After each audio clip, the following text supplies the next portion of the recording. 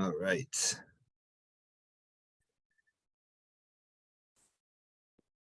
All right, everyone here? Okay. So we're going to look at the concept tonight. We're going to talk about the concept of an Eved Kanani. We have been talking about it for well over a week now in Daf Yomi land. Maybe too much, but since Lamed Dayan or so, we've had 7 or 8 days straight of all the rules about an Eved Kanani. Everything you wanted to know is all found in the 4th parak of Gittin.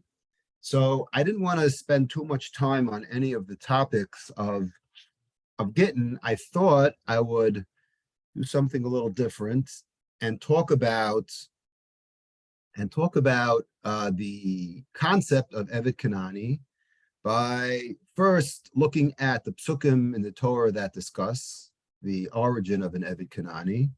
So what is an Eved Kanani? An Eved Kanani is a non-Jew, male or female, that is acquired by a Jewish person. Of course, this doesn't apply today. And this person is in servitude, and there are rules and regulations that the Torah mandates. So first of all, if you want to know where it's found in Parshas Bahar, in chapter 25, pasuk Mem Dalid, Mem Hey, and Mem Vav. Okay, that's the source of our Eved Kanani. And the Torah says as follows. Torah says, amongst its conversations about the end of Parshas Bahar, talks about how to treat an Eved Ivri, right? If someone you know becomes poor and has to be sold, and he's Jewish, so there's certain laws that you have to treat him nicely. You can't overwork him, right? And then it says, if your Eved comes from your land, it says va'avdecha v'amascha asher yihulach, right? If you have a male Eved or a female Eved that you may have, me'es hagoyim asher svivotechem mehem tiknu Eved ve'ama. If it comes from nations around your country where you live in Israel, right, you can acquire them for either an Eved or an Amma. Presumably, these people are not Jewish, so you could acquire someone who is not Jewish, and they could work for you. And then the pasuk, the next pasuk follows. Isn't it this week's parsha? Vayishmi Menu Shevi, this week's parsha. Right, that's one of the sources, and right, very good. Chukas. Colby's Bat Mitzvah Parsha. Ooh, okay. You like that one? Okay. The Gam Ibnei Was it a Bat Mitzvah Parsha? I don't even remember.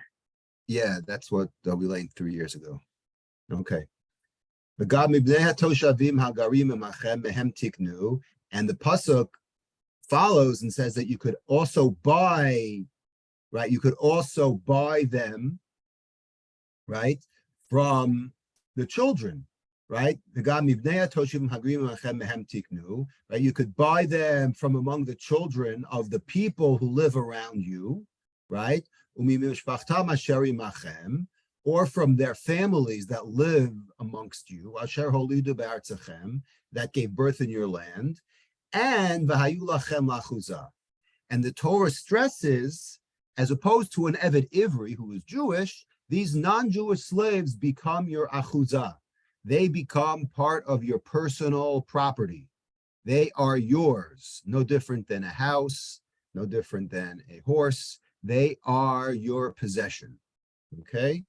And the last pasuk that the Torah says regarding it is by the way, when it says, one note I saw, the Nitziv, actually, when it says in pasuk Mem Daled, it says Mehem Tiknu Eved Ve'ama, the Nitziv actually says this is a mitzvah, meaning, what are you doing, in effect? You're taking a non-Jewish person, and we're going to develop this idea, obviously, a lot. You're taking a non-Jewish person, you're bringing him into your house.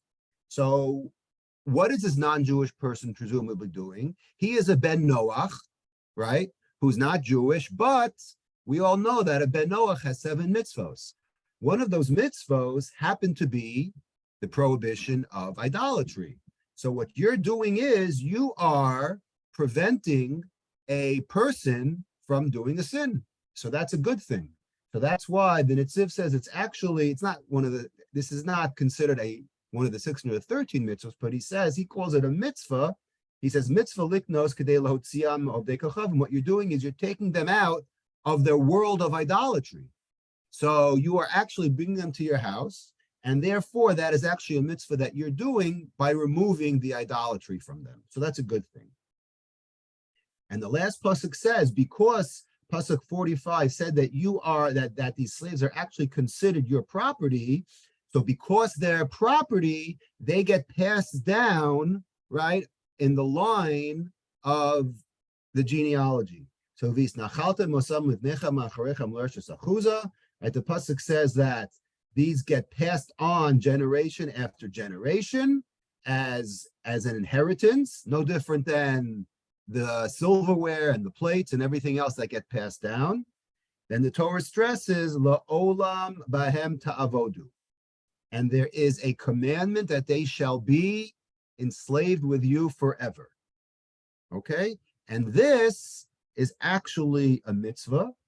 It's actually mitzvah number 347 that I wanted to talk about tonight. Now, I had mentioned this a number of months ago, I think the beginning of Sota.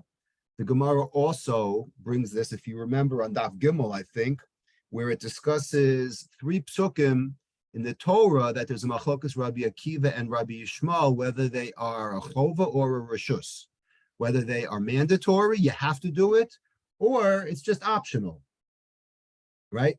So this happens to be one of them. One of them, if you remember, was kinoi, right? Remember the husband warns his wife, don't seclude yourself, and she could become a possible sota.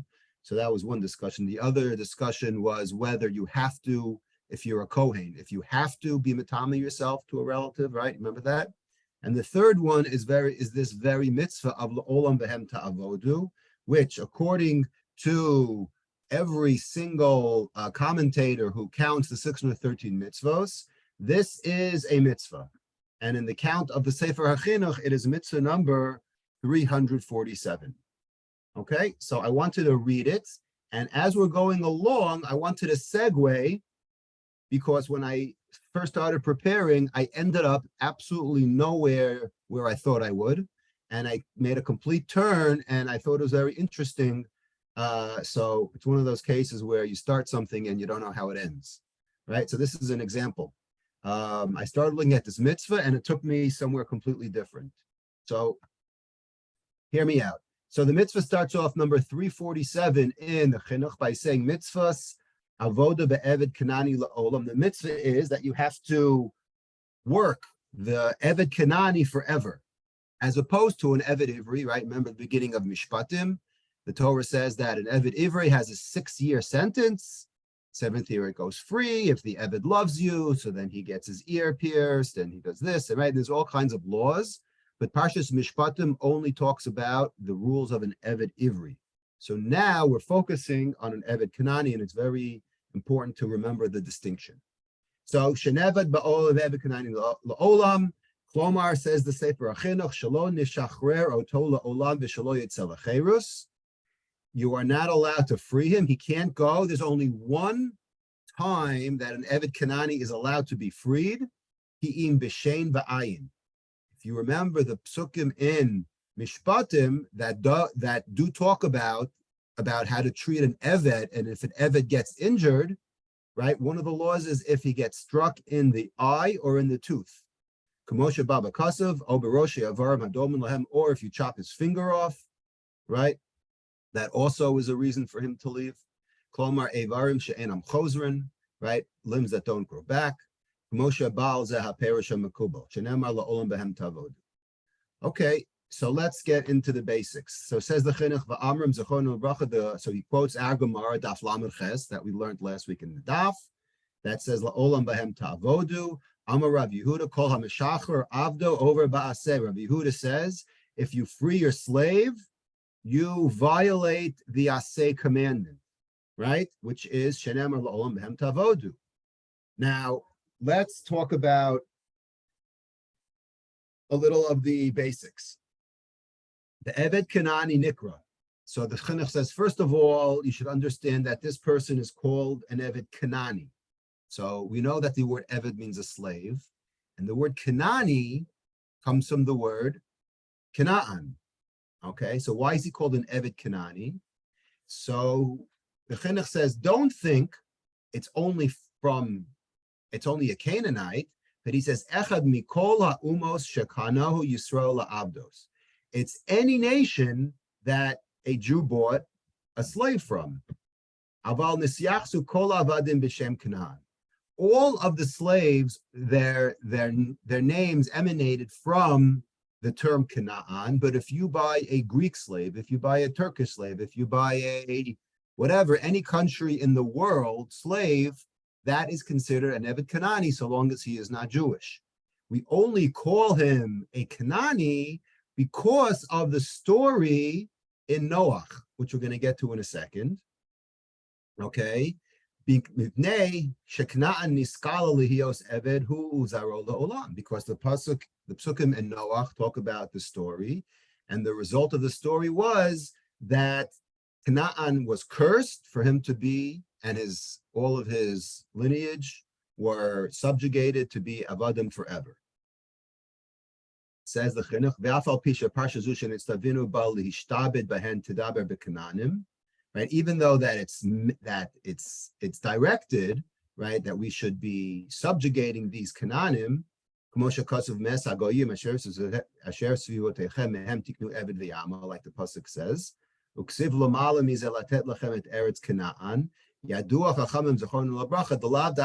Canaan, again, he emphasizes it's not, it could be right, we know that there are 7 nations. There's a Canaani, Amori, Chiti, Prizi, right, Girgashi, Chiti, Vusi, right, all of the various nations are all included under this umbrella, right? They have a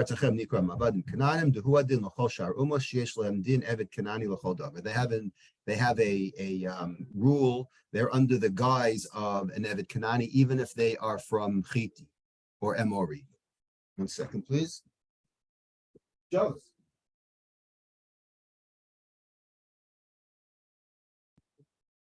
Come on.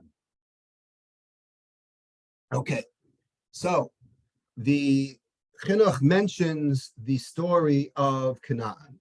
So what I wanted to do was, I wanted to take some time and go over the psukim where this whole story comes from, because this is a story that does not get a lot of attention, especially it's one of those rated R stories from Sefer Bereshis that we all skip in grade school. Right, it goes along with Yehuda Tamar, with maybe the Dinah story, right, Ruvain and the beds, right? There's 5 or 6 stories in Bereshis that we read and we really don't know what they're about, and they seem very mysterious. So I wanted to spend just a little time looking up these stories and reading. First of all, important to know what the simple interpretation is. That way we could at least understand where the commentators come from. So we are right in the middle of Parshas Noach, chapter 9. Noach just left the Teva. Okay, chapter 9, Noach leaves the Teva, right? The flood is over, and the Torah goes right into After all this great thing, he saved the world and he saved his family, right? And you have the rainbow and everything is looking great.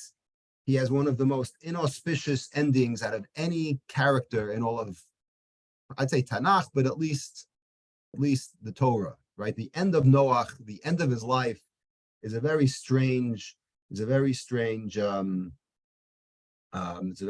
story.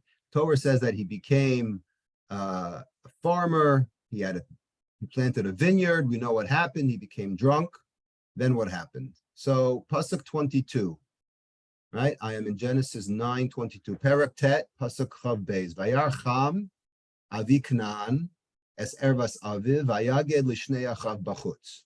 So first of all, if you read, it's very important to just read the psukim, okay, before we get to anything deep. So cham. Who is Cham? Ham is one of the three sons, right? Shem, Ham, and Yafet. The Torah says that Ham, the father of Canaan. Now, we don't know that Ham had sons yet because they weren't mentioned yet in the Chumash. They only come mentioned in chapter 10. We're still in chapter 9. So the Torah already tells us, right, something that we don't know yet, that Ham, right, the father of Canaan, right, he saw as Ervas Aviv, he saw his father naked, Vayagid l'shnei achav b'chutz. So Ham goes outside, he tells his two brothers, Shem and Yafet, that, hey, dad's inside of the room and he's naked. So the next pasuk says, Vayikach Shem v'Yafet et hasimla, so Shem and Yafet, right, the two good brothers, they take a blanket, they walk in and they have the blanket on their shoulders, they walked in backwards, right, and they covered their father that was lying naked. Okay, they were turned around and they didn't see their father naked. So pasuk 24 says, Vayikatz Noach miyeno. Noach woke up, Vayeda es asher lo b'no hakaton. Right? So when Noach woke up from his little slumber, right? The Torah says he was drunk. He knew what his youngest son had done to him, right? So we're assuming that we're talking about Ham, okay? Because that's his son, but Ham really wasn't his youngest son. So that's one problem. So that's pasuk 24. Pasuk 25, Vayomer arur Canaan eved avin yiheh le'achav. So he said, cursed be Canaan. Now who's Canaan again? Canaan is Ham's son. So Noach is not cursing his son, who supposedly did this act of whatever he did. He's cursing his grandson, right? Now, what does his grandson do? Okay, problem. Right now, when you just learn this every year, or when you hear these stories, like you don't even actually read the pasuk to know that he's cursing the wrong person. So here's a good opportunity to actually look at a story that we should have learned in, third and fourth grade, and actually say, wow, something in the story doesn't make sense. So now is an opportunity. Pasuk 25. Okay, he cursed Canaan, and the curse of Canaan is Eved Avadim Yiheh Le'achav. So his curse was that he will be a slave to his brothers. Okay? So who are his brothers? We don't know who his brothers are. Then we go from the curse to the blessing, right? Because after all, they were two good brothers. The two good brothers were Shem and Yafet. So the next pasuk says, Vayomer Baruch Hashem Elokei Shem. So let's give Shem a bracha. Okay, and what's his bracha? His bracha is V'hiya Canaan Eved Lamo. Okay, Canaan, who was already called a slave in last pasuk, is going to be a slave, right, to his brother Shem. Although it wasn't really his brother, it was his uncle. Okay, the next pasuk and the last pasuk of the story is pasuk 27 that says Yafta Elokim LeYefet. Now we're going to give a bracha to Yefet, right? The second good brother. What's his bracha? V'yishkon ba'olei Shem. He's going to dwell in the tents of Shem. V'hiyeh Canaan Eved Lamu. And again, Canaan is going to be a slave for them. Okay, so there are a couple of questions about what exactly happened. Okay, and there are some pronouns that need a little clarification in this story. So it's a very mysterious story. And what I want to do is I want to take a medrash that's written on the story. Now, just one introduction about midrashim. Okay, midrashim are very dangerous to talk about. They're not really learned a lot because midrashim are very difficult to understand, and we don't know when a medrash is meant to be taken literally or when it's meant to explain, or whether it's meant to be taken allegorically. For example, if you think of like a famous medrash is, let's say, the medrash in the beginning of Bereshis, right, where the sun and the moon, right, the moon came to God and said, it's not fair, right, we're both the same size, I want to rule, right, and then he says, well, how could, right, he says, the moon said, how could there be two rulers? So God said, you know what, you're right. And he shrank the moon and he said, you're going to rule at night, and the sun, who's bigger, is going to rule during the day. So I can't say for sure, but most commentators probably, I go out on a limb to say, don't think that this message, that this medrash is meant to be taken literally. I don't think anybody really thinks that the moon actually spoke to God and said, it's not fair, I have competition, right? We know that didn't, I'm just saying we know, but most probably it didn't happen. And you're not really an apikores to say that, because it's a medrash, and we don't take them literally.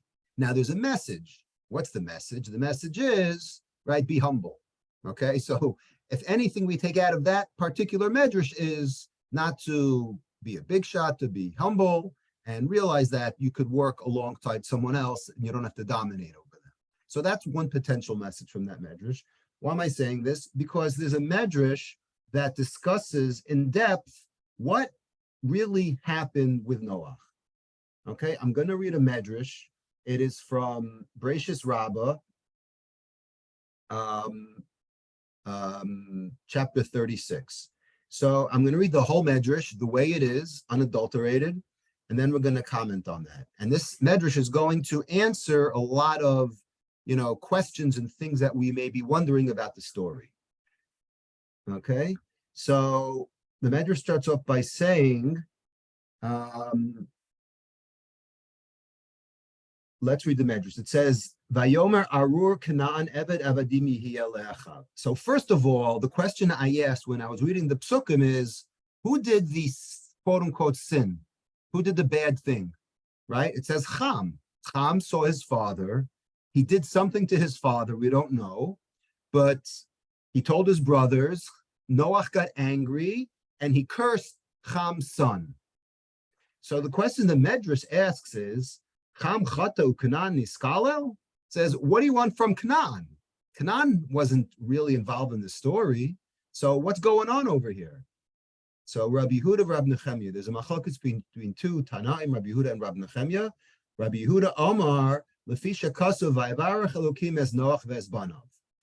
So Rabbi Yehuda says, here's the problem. Problem is the Torah just told us in the beginning of chapter 9 that after they came out of the Teva and they emerged, right, unscathed from the whole story, so it says that God blessed Noach and his children. So Noach's children got a bracha from God. So Rabbi Yehuda says, "Ve'ein klal lahabe b'makom bracha." So Noach got angry. He says, hold on. 8 psukim ago, God gave my sons a bracha.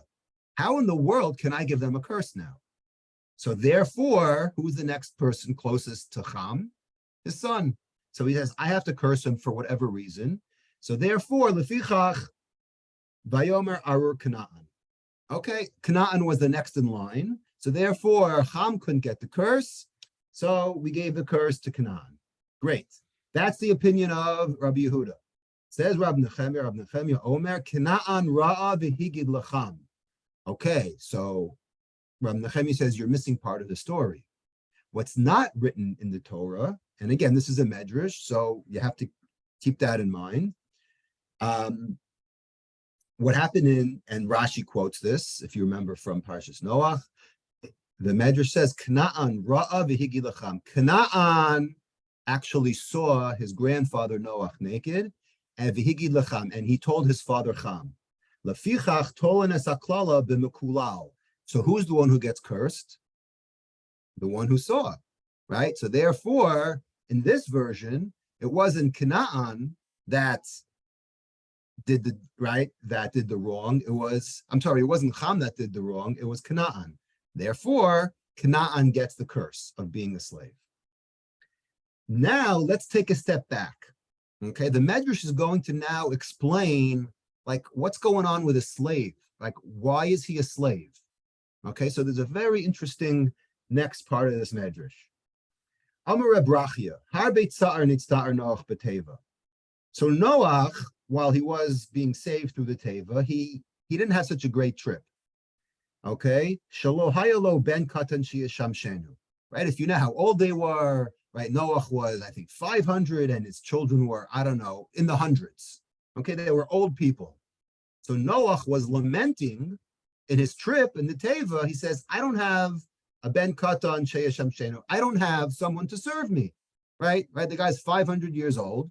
right? He needed some help, right? And his children were, let's say, 300. Okay, so they weren't youngsters either. So he was lamenting the fact that he had no one to help him. He didn't have a small child. So Amar, so what did he say? He said, when we all get off of this rotten boat, I'm going to have a baby when I get off the boat, right? That could serve me, right? My sons already grew up. They're a few hundred years old. I need a son to serve me. But says the Medrash, when Cham did what he did, now I'm going to skip to the chase, right? Because we all know what Rashi said. Rashi said that, and we're going to see it in the Gemara in Sanhedrin, that he castrated Noach. Okay, so because, right? Amar atamanata oti milahamid li ben katan she'esham sheni. Once Noach was castrated, he couldn't have any more children. So what did Noach say to himself? He said, "You caused me from having another son. Lefichach yiheh oso ha'ish eved la'echav shehem avadim li. Therefore, I am going to make you into a slave for your brothers, and now I'm going to have someone to serve me. You wanted to take away a potential servant from me, right? It is nice when people's sons and or daughters, right, help their parents, right? So here he says, I need help. You prevented me from having another child who's going to help me. So therefore, I'm going to punish you by you are going to be a slave from now on. Okay. Says the next opinion. Rav Huna b'shem Rav Yosef Amar. Right here we have the R-rated version. Atamanata osi milasos davar shehu ba'afela. He said, no. The punishment was you caused me or you prevented me from the act, right? The intimate act, which produces a child. And it's something that is done ba'afela, in dark, right? The Gemara discusses that the act of intimacy should only be done in a dark room, right? Without lights. That's what it says. So Noach says, because you prevented me from doing an act that's done in darkness, right? The key over here is the word darkness. Because of that, as a punishment, almost mida keneged mida, I'm going to turn you dark. Okay. Rav Huna b'shem Rav Yossi Amar lo afata manata osim lahamid ben Revi'i. So now we're going to get into more deeper reasons. You prevented me by castrating me from having a fourth son. Lefichach ani ma'ara ben Revi'i shalcha. So therefore, I'm going to curse your fourth son. Who was Cham's fourth son? Well, if you know chapter 10 in Noach, right? He had put Canaan, Mitzrayim. His fourth son was Canaan, right? So you prevented me, right? Noach wanted a fourth son. So now I'm going to curse your fourth son, he said to his son Cham. Okay, we're just going to finish two more lines to finish the Medrash. Amar Abchia Baraba, Cham v'kelev shimshu bateva. Okay, they were one of the prohibitions of the Teva, right? They didn't have too many rules in the Teva. One rule was no intimacy.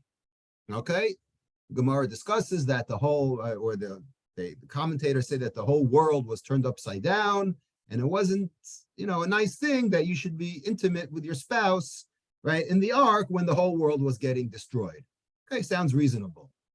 However, there were three people that broke the rule. Okay, the Gemara in Sanhedrin so actually brings down three people. The Medrash here brings down two people. So who are the two? Well, I say people. Cham, the Kelev, Shimshu Bateva. Cham and the dog couldn't control themselves. The Gemara in Sanhedrin actually adds the Orev, the raven. Okay, and we all know about the raven, right? So they actually had be in the Teva. So Cham's curse was that he became dark. The Kelev meforsam b'tashmisho, and the curse on the dog is that the dog, when he cohabits, it's done in public, in front of everyone to see, right? So he's embarrassed.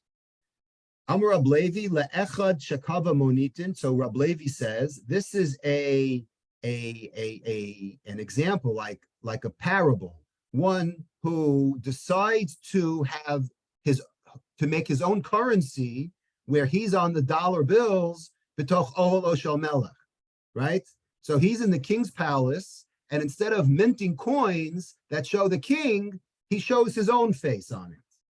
Amar hamelech gozarni sheyapachmu pana v'yipasel matbeo. So the king says, as a punishment for the chutzpah you have for you putting your face on my, right, when you're minting coins in my palace, a chutzpah of you to put your face on the coin, I'm going to punish you by causing your face to be black and your currency to be obsolete. Kach Cham v'Kelev shimshu bateva. So too Cham and the dog had intimacy on the table. Right? And everybody sees when a dog cohabits, and Cham got his curse. So that's what the Medrash. Now, what exactly did Cham do? So no one said it yet. I said it because we all know the Rashi. So I'm just going to quote the Gemara in Sanhedrin. If you're following at home, I am in Sanhedrin, page 70. Sanhedrin Daf Ayin, Amud Aleph. This is the beginning of the parak, of a famous parak called Ben Sora Umore, that talks about the rebellious son. And the Gemara starts off by discussing that one of the bad things that the Ben Sora Umore does is gets drunk. So the Gemara goes on a whole rampage on getting drunk and how drinking is a bad thing. It's a good thing for some occasions. It's a bad thing, right? It's an example where you can take something good and you can turn it bad. And then it talks about Noach and what he did. And the Gemara actually wants to understand what happened in the story with Noach. So the Gemara quotes Rav u'Shmuel, right? We know that Rav and Shmuel always have a machlokes, where we had it in Sota, if you remember, on Daf Yud, Yud Aleph, Yud Beis, where Rav and Shmuel always argued on various stories in the Torah, right? Like the story of Moshe and the story of Amram, right? We had a machlokes between Rav and Shmuel. Rav and Shmuel once again argue about historical facts. What actually happened in this episode of Noach that is very mysterious and enigmatic. So one opinion is Chad Amar Sarso v'Chad Amar Ravo. One opinion says that Cham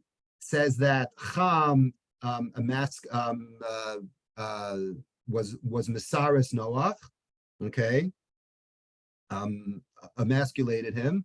V'Chad Amar Rava. One person says he actually sodomized his own father, believe it or not. So Manda Amar Sarsu mitoch shakilkol b'revi kalkol b'revi. So the one who says that he just was Mesaris him, okay, that he just that he just emasculated him. So because the curse was done through the fourth, right, by him not having a fourth son, so therefore he cursed his fourth son. That makes sense, right? Umanda Amaravo, and the one who says that it was actually more than that, he actually sodomized him. So Gemar Vayar Vayar says that there's a Gzeir Shav, it says Vayar Cham, and it says a pasuk in Vayar Shechem ben Chamar and a pasuk by Dinah. Okay, and that's really the Gemara. But the Gemara goes on to say that really that even the person who says that it was sodomy actually agrees that it was both. Okay, so whatever it is, there's something very, very horrible that went on. Now, so we see what his sin was, and we see what his punishment was. But getting back to that medrash, the medrash left something very up in the air. It used the word, remember what it used? It said ka'ur u'mefucham, that again, the punishment was that because Cham, right, broke the rule on the Teva, right, the number one rule on the Teva, because he broke that rule, he left ka'ur. Ka'ur literally means disgusting, and mefucham means dark. So one of the mefarshim on the Teva, on one of the mefarshim on the Medrash Rabbah says the following. It's called Perish Macharzu, which is a comment from Rav Zev Wolf Einhorn of Harodna. Okay, and I'm not sure where that is, but he had a commentary on the Medrash. He says, Me'acher Sha'anu, he lived in the 1800s.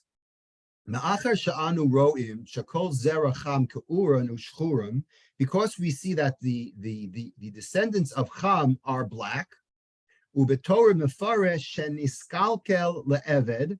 I'm sorry, sheniskalel le'eved. And we see that he was cursed to be a slave.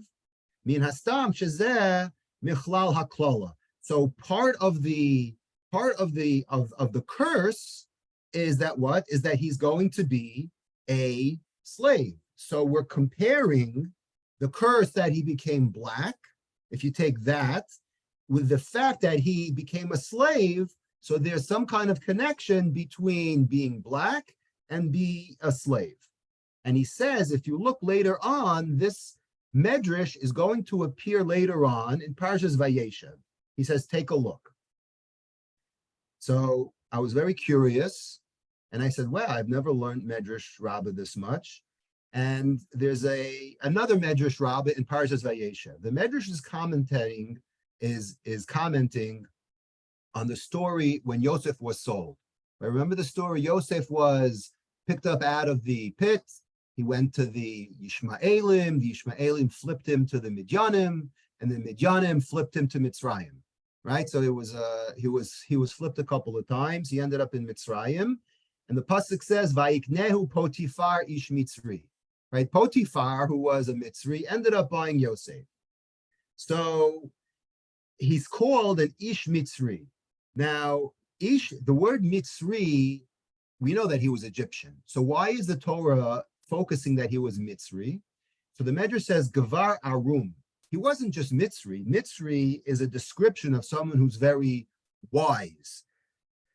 The Torah says, the Medrash says, Umahave Armimu. So what was the wisdom, or why was he so cunning? This man Potiphar, right? He was very sharp. What was his sharpness? Amar B'kol Makom Germani Mocher Kushi. He said to himself, okay, today we had someone come in who was called a slave. I'm looking at him and he's white. So Potiphar doesn't understand. He says, usually the German, okay, I'm reading, these are the words of the Medrash, okay? He says, usually the German sells the black person. The Khan, Kushi Mocher Germani. And here, the black person is selling the German. Ein ze Eved. I don't believe that this person is an Eved. So what's going on over here? So when I saw this, I couldn't believe it. What Potiphar is saying, according to the interpreters of this Medrash, is he's saying, who were the ones who sold him? The ones who sold him were the Yishmaelim, right? The Yishmaelim, the Midyanim. These were Arabic people of dark persuasion. They sold a white person. He said, usually the white person sells the black person to be a slave. I'm looking at Yosef. Yosef was white, but the people who sold him were black. He says it's just the reverse. That's not how it's supposed to be. I don't believe that he's an Eved. And therefore, the commentators explain that because he's not an Eved, he was probably kidnapped, and tomorrow someone's going to come and rescue him because they want him back.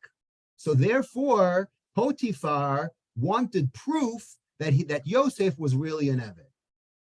So the Medrash goes on to say, Amar lahem haviu li arei. So Potiphar says, I want some kind of guarantor. I want a guarantor that he's really a slave, and I'm not going to lose my money by paying for him. So the Medrash says, Ve'ein lashon miyad ze ela arev.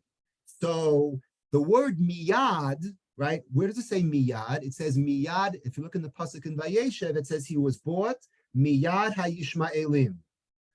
So the word miyad is another word for a guarantor, and he quotes a pasuk Anochia Arvena.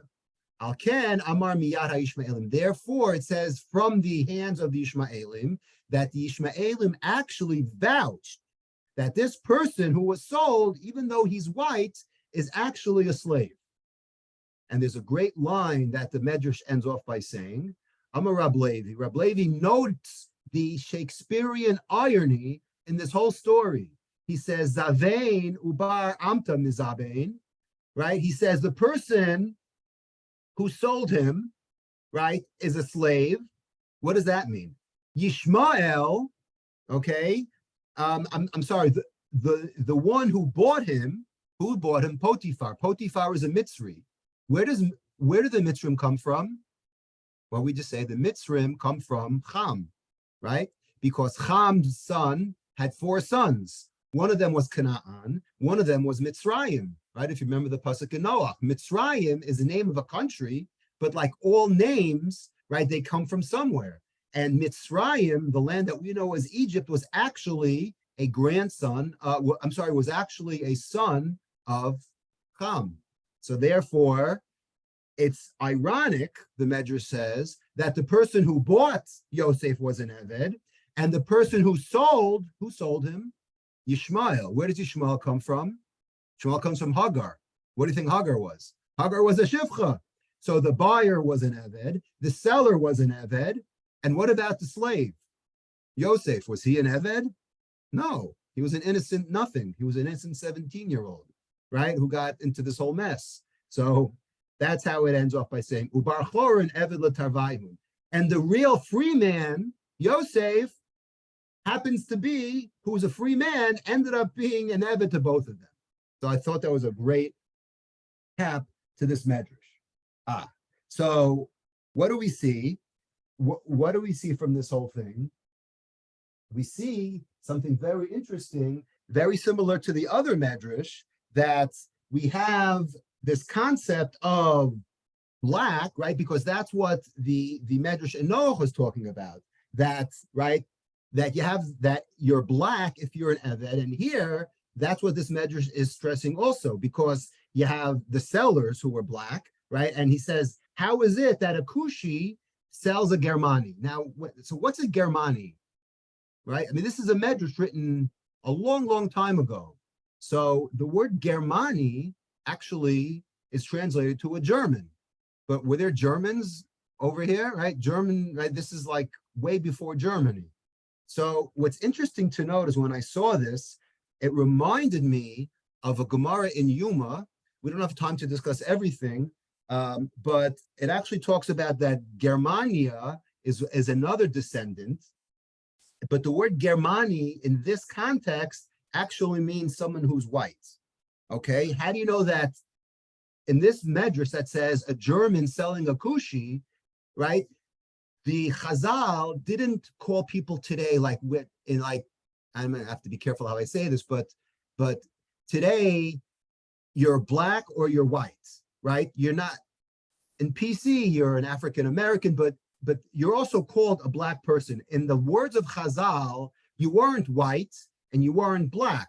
You are a Kushi. A Kushi is an Ethiopian, someone who's dark, or you're a Germani, someone who's white, Ashkenaz, like a German, right? German's very white, right? And in Halacha, believe it or not, there's actually a Mishnah. This Mishnah comes out of left field. I doubt anyone has ever learned Meseches Negaim before. Shmuel, you know Meseches Negaim? So the second I'll let you teach about it. But So, Bezalel, yes. do you think that anybody in the Middle East was white? The white people are not from the Middle East. No. They're all Middle Eastern. Right. So I actually need a couple of hours to talk about everything I saw about this, but we obviously don't have it. But I just want to read from the Mishnah in Negaim. You ready for this? So this is not a Tosefta. This is a real Mishnah found in Shas. Okay, it's in Taharas. It doesn't have Gemara, but nevertheless, it's still a Mishnah. The Mishnah is talking about spots, right? So we know them. We learn Pashas Tazria talks about what kind of spots. Is it a bright white spot? Is it a dull spot? Is it this spot? Right? There's different kind of spots, and depending on how it looks, you may or may not be tamei. So the Mishnah says in the second parak of Negaim, Baheret Azah Nires begermani keha. It's a very interesting line because we know that colors, reflect differently or they look different based on where they are, right? Like you appreciate a color based on the surrounding, right? Relative to what it's near, that's what the color looks like. So the Mishnah is saying that if it's a bright spot on a German person, i.e. on a very pale white person, that's considered keha. That's considered a dull spot. Why? Because the person is light, and even though the nega is bright, because it's on a person who's already white, so it's not outstanding, right? It doesn't shine. So therefore, it's considered dull regarding Hilchas Negayim. The hakeha bakushi aza. However, if you have a dull spot that's put on a kushi, that's put on a black person, because you're all black and you have one white spot, so that is what we call outstanding, and that is considered bright white. Okay? So the word Germani that we today call a German is actually what the Mishnah talks about a white person. So if you want to describe someone who's white, you don't call him anything else other than a Germani. And this is the word of the Mishnah. I found that very interesting. Although the Rambam says something, the Rambam says that the word Germani actually comes from the word is garma in Aramaic, the word for bone, right? If you ever heard the color like bone white, which is a paint color, so that's actually comes from the word garma, which means bone in Aramaic. It's a word that the Gemara uses a lot. Anyway, so I thought that was quite interesting. And the Yachin is the Tiferes Yisrael. Yisrael Lifshitz lived in the beginning of the 1800s in Poland. His interpretation of the Mishnah is as follows. Okay, here's what he says. Now, again, keep in mind, he was born in 1780 and died in like 1840. So I'm assuming this is like in the beginning of the 1800s in Poland. So he says the following. Azza b'marel loven shaba. Okay, so he's explaining why the Mishnah used the word Germani, which is a strange word. So he says, Imhi ba'adam shehu me'eretz Germanian, right? If this spot is on a person who's from Germany. So what's Germany? He Ashkenaz b'lashon Latina. In Latin, I don't want to get into the whole thing now, but where does the word Germany come from? So German is from the Latin word Germania, which if you remember in history, was the term that Julius Caesar used, right? Was it 100 AD? I don't know, whatever, when he was conquering everywhere. So he actually was the first one to call the Rhineland Germania. That was Julius Caesar's word. So it's a Latin word. So the Tiferes Yisrael is quoting Julius Caesar. He says that's the word in Ashkenaz, which is Germany. Dimigimel b'nei Noach. Now he goes, the Tiferes Yisrael is going to give you a little bit of a history lesson.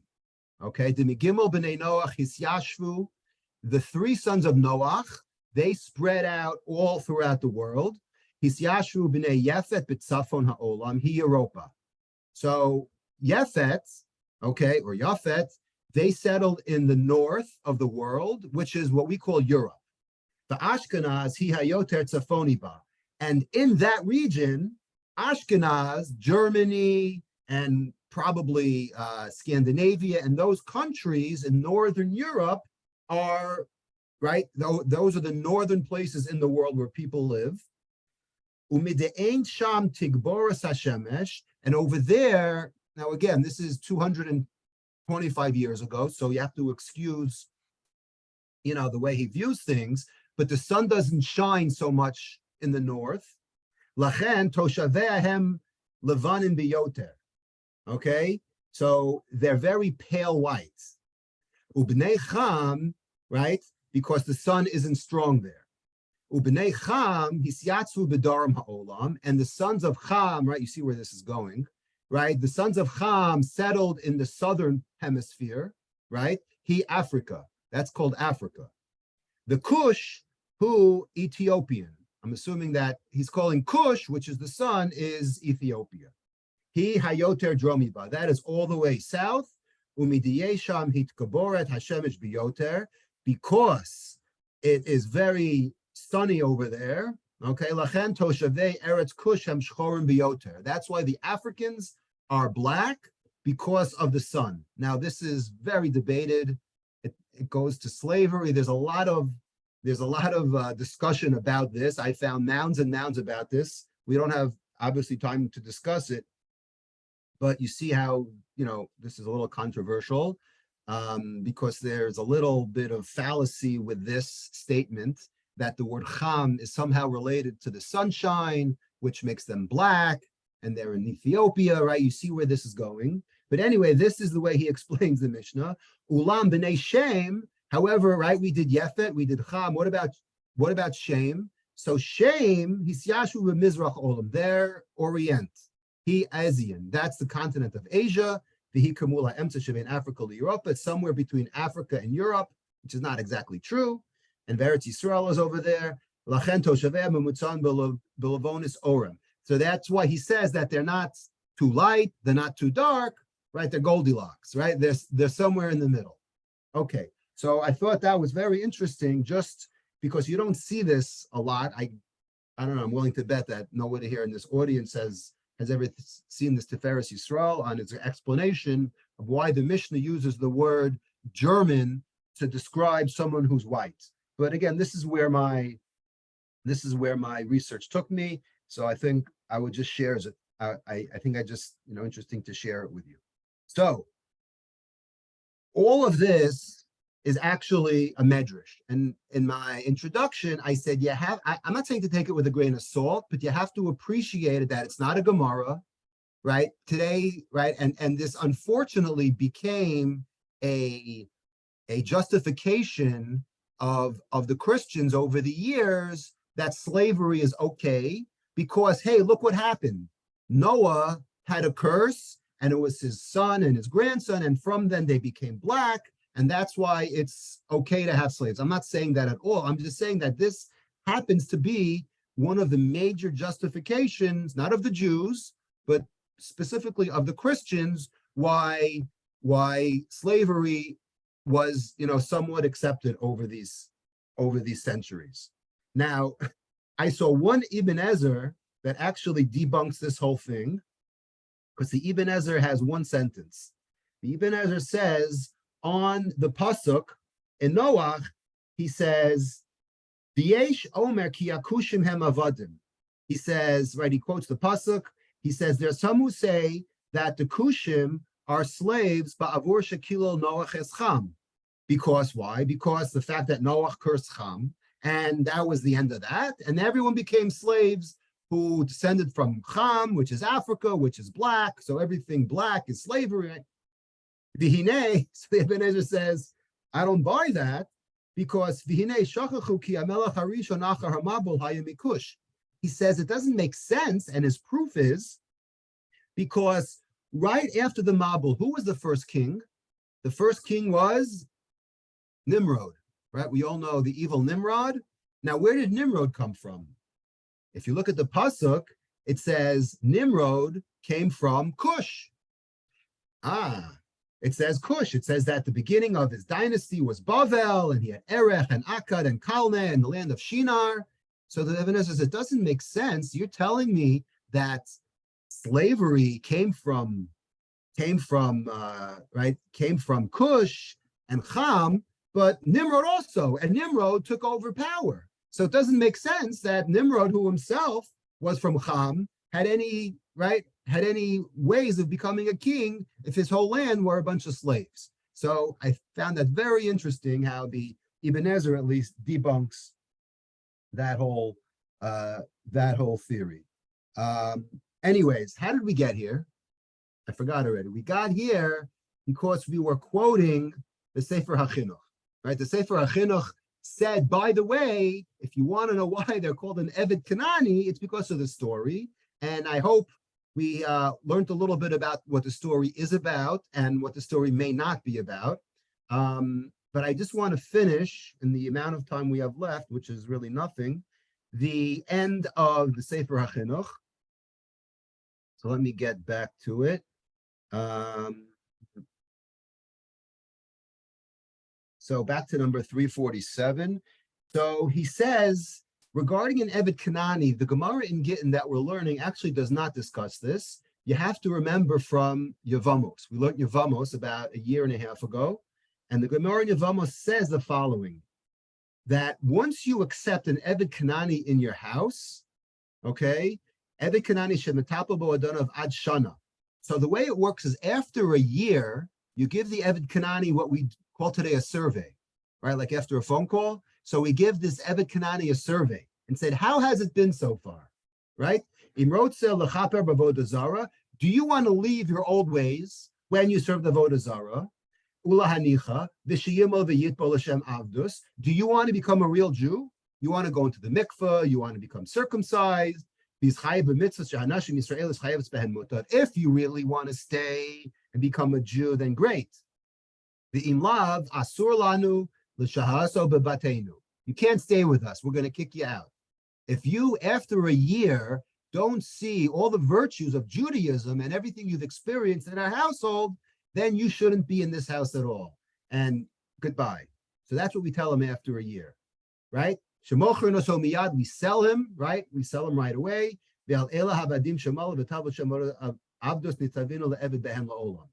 So this prohibition of never selling an Eved is only these Avadim, very important. We didn't see this in Gittin, is only those Avadim that accepted after their year, right? They had positive results on their survey that they want to stay and that they want to go full-fledged Jew, right? They want to take the dunk. They want to go to the mikveh, they want to have a bris, and they want to continue, right? They want to continue, okay? So now, that's all the beginning. That's the introduction of this mitzvah, okay? So for 56 minutes, we discussed the introduction to the mitzvah of having an Eved Kanani. So what is the reason, right? The chinuch always gives, what's the reason why we have this mitzvah? Why do we need servants?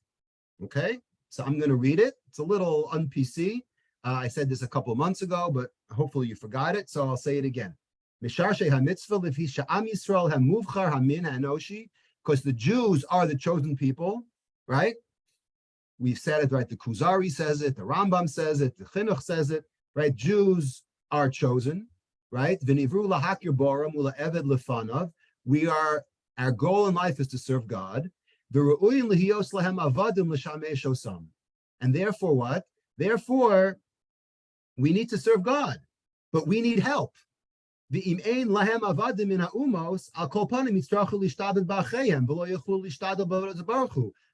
I need help.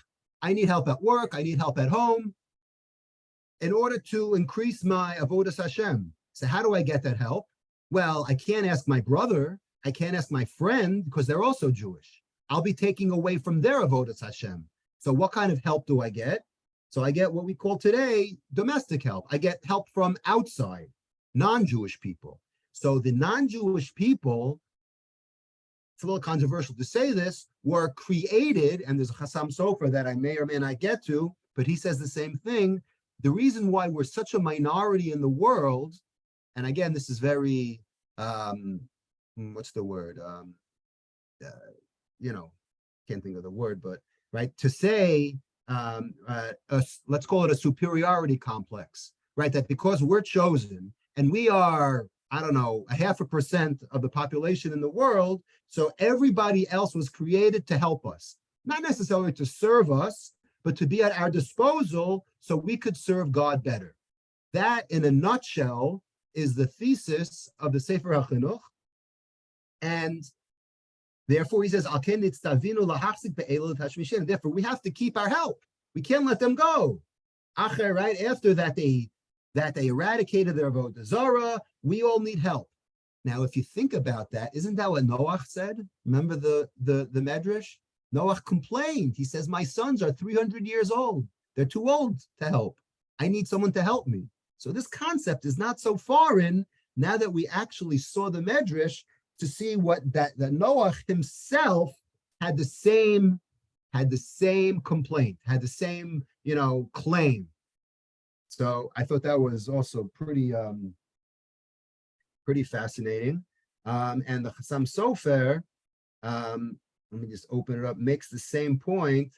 I'll quote what he says. He says that first of all, he says another reason that the Rishonim, that the commentators say, why can't you let this Eved just go? Because we're prohibited, it's called lo sechanem. We are not allowed to do favors for non-Jews. So letting a non-Jewish person leave, even though he's quasi-Jewish, but he's not fully Jewish, letting him leave is a favor. So therefore, we're not allowed to do favors for non-Jews. Again, controversial, it doesn't mean exactly the way I phrased it, but it's called lo techanem. The Gemara in Avodah Zarah, Daf Chaf, talks about it. I promise we'll have a long class on it when we get to Avodah Zarah, but not for now. Then he says, the Chassam Sofer goes on to say how many more non-Jews there are than Jews. He says, he says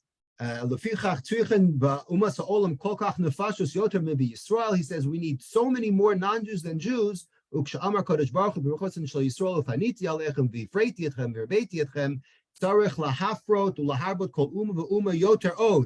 The bracha is not just for the Jewish people, it's that the non-Jews also multiply, so that there's a lot of people in the world. Okay, he has a cheshbon of how he comes up with everyone should get 40 helpers. Okay, whatever. He goes on. Oh, actually, it's 9 o'clock now. I don't want to keep anyone.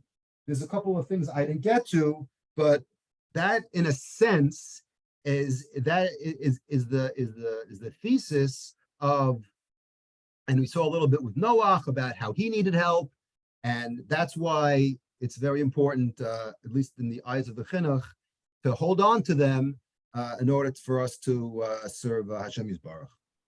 On that note, any questions? Bezalel, Yes.